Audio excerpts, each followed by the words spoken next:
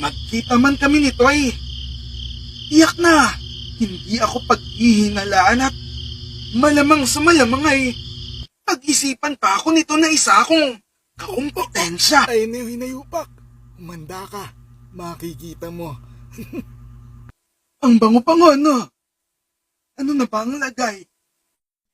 Oo, teka. Sino ka? Bakit ka nakikipwesto dito? Ako ang nauna sa babaeng ito. Nakikiamoy lang naman ako.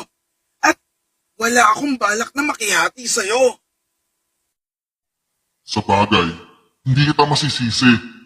Dahil sa halimuyak na nagmumula sa babaeng may sakit. Simula pa lamang nung nakaraang gabi, nang mag-umpisang mas naging mahalimuyak ang samyo ng katawan ng babaeng may sakit, na tila ba'y mas mapapaaga pa nga ata ang pagpanaw nito. Marahil sa natutunan kong orasyon na iniihip ko sa hangin noong makalawa. Kaya malamang ay talagang bumibigay na ang pangangatawan ng babae. Bango-bango! Ang bango-bango! Oh, talaga ba? Kaya pala mas nagiging grabe ang sakit niya. Dahil pala may inilagay kang bulong. Kaya huwag kang magtatangkang mang-agaw dahil di mo alam ang kaya kong gawin. Nang biglang itinarak umano ni Lolo Jose sa leeg ng halimaw ang dala-dala nitong punyal. Ganon? Hinayupak. Isang tansong punyal na marami na rin umano ang napaslang na mga kaparehong nilalang ng kadiliman.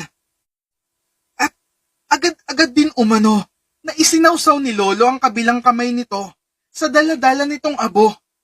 Hinila ang nakalawit na dila ng aswang at pinutol. Oh, panibagong trophy!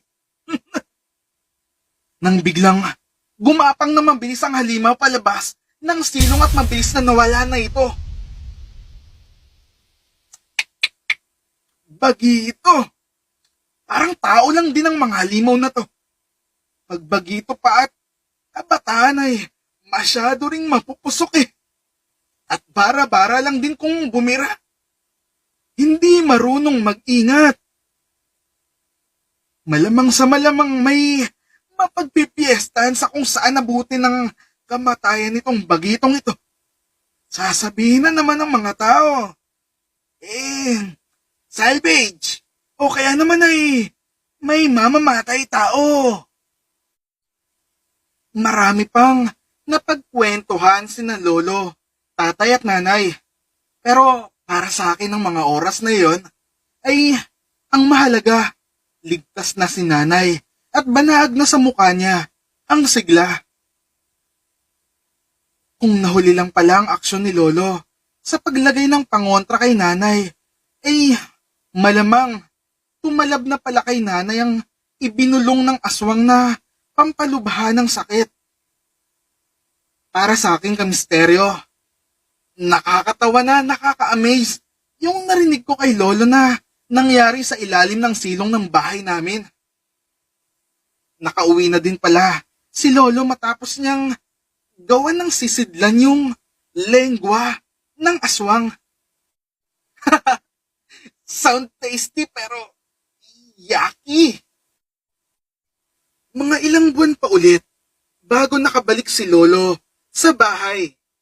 Pero nabanggit nito na mga ilang araw umano matapos ang engkwentro niya sa aswang sa silong namin ay nung magdadala siya umano ng abono o fertilizer sa pananim sa o sa bundok, may nasaksihan umano siya sa kabilang baryo na may mga pulis umano sa isang boarding house dito.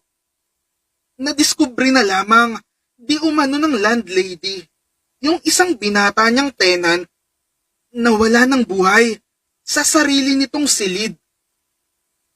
Ang sabi ng mga pulis na tumingin dito ay malamang mga ilang araw na umanong patay ang binata.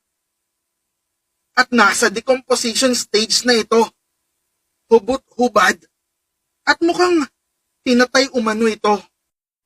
May saksak sa liig at nawawala ang dila.